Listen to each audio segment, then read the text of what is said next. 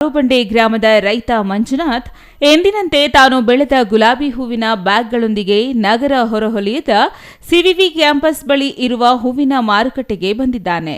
ಯಾವಾಗಲೂ ಜನಜಂಗುಳಿಯಿಂದ ಕೂಡಿರುವ ಹೂವಿನ ಮಾರುಕಟ್ಟೆಯಲ್ಲಿ ಗೂಡ್ಸ್ ವಾಹನವೊಂದು ಹಿಂದಕ್ಕೆ ಬಂದು ಮಂಜುನಾಥ್ ಅವರಿಗೆ ಬೈಕ್ ಡಿಕ್ಕಿ ಹೊಡೆದಿದೆ. ಇದರಿಂದ ಮಂಜುನಾಥ್ ಏರು ಧ್ವನಿಯಲ್ಲಿ ನೋಡ್ಕೊಂಡು ಗಾಡಿ ಓಡಿಸು ಎಂದಿದ್ದಾನೆ. ಇದರಿಂದ ಕೋಪಗೊಂಡ ವಾಹನ ಚಾಲಕ ಮಂಜುನಾಥ್ ಬಳಿ ಕಿರಿಕ್ ಮಾಡಿಕೊಂಡು ಮಾತಿಗೆ ಮಾತು ಬೆಳೆದ ಗಲಾಟೆ ವಿಕೋಪಕ್ಕೆ ತಿರುಗಿದೆ. ವಿಕೋಪಗೊಂಡು ವಾಹನ ಚಾಲಕ ಹಾಗೂ ಹಮಾಲಿ ಕೆಲಸಗಾರರು ಸೇರಿ ರೈತ ಮಂಜುನಾಥ್ ಮೇಲೆ ಕೀಯಿಂದ ಬಾಯಿಗೆ ಪಂಚ್ ಮಾಡಿ ಮಾರಣಾಂತಿಕ ಹಲ್ಲೆ ನಡೆಸಿದ್ದಾರೆ. ರೈತ ಮಂಜುನಾಥ್ ಬಾಯಲ್ಲಿದ್ದ 4 ಹಲ್ಲುಗಳು ಉದುರಿದ್ದು ಮೈತುಂಬ ರಕ್ತ ಹರಿದಿದೆ.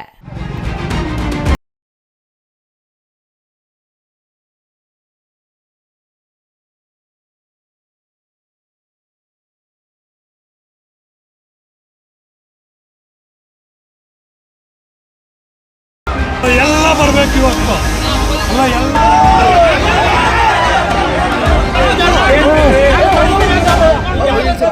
ಗೂಡ್ಸ್ ವಾಹನ ಚಾಲಕ ಮತ್ತು ಹಮಾಲಿಗಳು ರೈತ ಮಂಜುನಾಥ್ ಮೇಲೆ ಮಾರಣಾಂತಿಕ ಹಲ್ಲೆ ನಡೆಸಿ ಟಾಟಾ ಎಸ್ ಗೂಡ್ಸ್ ಚಾಲಕ ವಾಹನ ಅಲ್ಲೇ ಬಿಟ್ಟು ಪರಾರಿಯಾಗಿದ್ದಾನೆ. ರೈತನ ಮೇಲೆ ಹಲ್ಲೆ ನಡೆಸಿದ ವಿಷಯ ತಿಳಿದ ತಕ್ಷಣ ಸಾವಿರಾರು ರೈತರು ಸೇರಿ ಘಟನೆ ನಡೆದ ಸ್ಥಳದಲ್ಲಿ ಜಮಾಯಿಸಿ ಪ್ರತಿಭಟನೆ ನಡೆಸಿದ್ದಾರೆ. ಹಲ್ಲೆ ಮಾಡಿದವರು ಸ್ಥಳಕ್ಕೆ ಬರಬೇಕೆಂದು ಪೊಲೀಸರಿಗೆ ಒತ್ತಾಯಿಸಿದರು.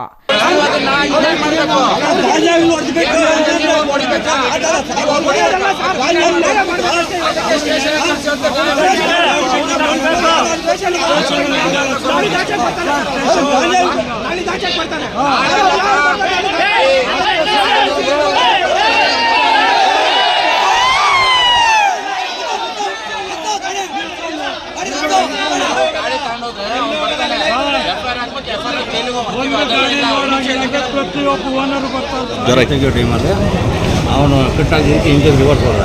ರಿವರ್ಸ್ ಹೊಟ್ಟು ನಾನು ಗಾಡಿ ಟೆಸ್ಟ್ ಮಾಡಿದ. ಯಾಕಪ್ಪ ಇಂಜಿನ್ ಹೋಗ್ಕೊಂಡು ರಿವರ್ಸ್ ಹೊಡೆಯ, ಯಾಕೆ ಗಾಡಿ ಟೆಸ್ಟ್ ಮಾಡಿದ್ದೆ, ನಾವು ಬಂಡವಾಳ ಹಾಕಿದ್ವಿ. ಏನು ಇವಾಗ ಏನು ಗಾಡಿ ಬಂಡವಾಳ ಟೆಸ್ಟ್ ಮಾಡಿಬಿಟ್ಟು ಜೈಲು ಇರ್ತಾರೆ ಅಂತೇಳಿದ್ರೆ ಏನು ಇವಾಗ ಆ ಕಡೆ ಡೋರ್ ತೆಗೆದು ಬಂದಿದೆ. ನಂದಿಗಿರಿಧಾಮ ಠಾಣೆ, ಗ್ರಾಮಾಂತರ ಠಾಣೆ ಹಾಗೂ ನಗರ ಠಾಣಾ ಪೊಲೀಸರು ಸ್ಥಳಕ್ಕೆ ಭೇಟಿ ಕೊಟ್ಟು ರೈತರನ್ನು ನಿಯಂತ್ರಿಸಲು ಹರಸಾಹಸ ಪಟ್ಟರು. ಆದರೆ ರೈತರು ಮಾತ್ರ ಯಾವುದಕ್ಕೂ ಜಗ್ಗದೆ ರೈತನ ಮೇಲೆ ಹಲ್ಲೆ ಮಾಡಿದ ಆರೋಪಿಗಳನ್ನು ಸ್ಥಳಕ್ಕೆ ಕರೆಸುವಂತೆ ಒತ್ತಾಯಿಸಿದರು. ಈ ನಡುವೆ ಪೊಲೀಸರು ಹಾಗೂ ರೈತರ ಮಧ್ಯೆ ಮಾತಿನ ಚಕಮಕಿ ನಡೆಯಿತು. ಪೂರ್ತಿ ಎಲ್ಲ ಕೇಳಿಸ್ಕೊ. ನಮ್ಗೇನೋ ಅಬ್ಸ್ಟ್ರಕ್ಷನ್ ಮಾಡಿದ್ರೆ ನೆಟ್ಟಿ ಕೇಳಿ ನೋಟೆಡ್ ಹಾಕ್ತೀಯ. ನಿಂದೇನಿದು ಕೇಳಿ ಫಸ್ಟ್ ಕಂಪ್ಲೇಂಟ್ ಕೊಡು, FIR ಹಾಕ್ತೀವಿ, ಅರೆಸ್ಟ್ ಮಾಡ್ತೀವಿ.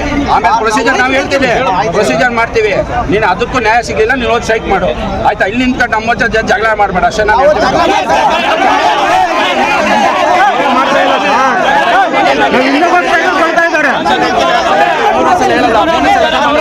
ನಾವು ಖಾಲಿ ಕೇಳಿ ಹೇಳಕ್ ಬಂದಿಲ್ಲ. ಸೈಡಲ್ಲಿ ನಿಂತಲ್ಲಿ ಸಮಾಧಾನಕ್ಕೆ ಅಂತ ಹೇಳಿದ್ದೀನಿ ಅಷ್ಟೇ. ಖಾಲಿ ಬಿಟ್ಟು ಹೇಳಕ್ ಬಂದಿಲ್ಲ.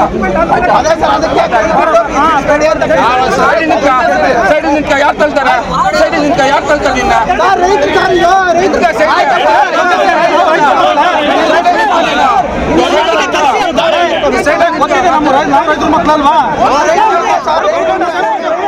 ಕೊನೆಗೆ ರೈತರನ್ನು ಮನವೊಲಿಸಿದ ಪೊಲೀಸರು ರೈತನ ಮೇಲೆ ಹಲ್ಲೆ ಮಾಡಿದ ಆರೋಪಿಗಳ ವಿರುದ್ಧ ಕ್ರಮ ಜರುಗಿಸುವುದಾಗಿ ಹೇಳಿದ ಮೇಲೆ ರೈತರ ಕೋಪ ತಣ್ಣಗಾಗಿದೆ. ಇನ್ನು ನಂದಿಗಿರಿಧಾಮ ಪೊಲೀಸ್ ಠಾಣಾ ವ್ಯಾಪ್ತಿಯಲ್ಲಿ ಪ್ರಕರಣ ದಾಖಲಾಗಿದೆ. Thoudanahalli Ramesh, CTV news, Chikkaballapur.